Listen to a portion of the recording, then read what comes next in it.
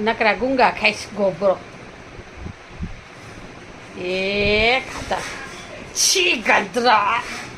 ગોબરો આવા છોકરા bed boy ગુંગા ખવાતા હશે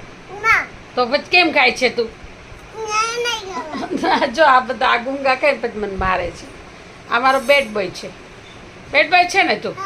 બેડ બોય છે હા લાચી ગંદો છે આવા ગંદા છોકરા ફોટો પડાય હવે નહીં પાડું તારે ના ન પડાય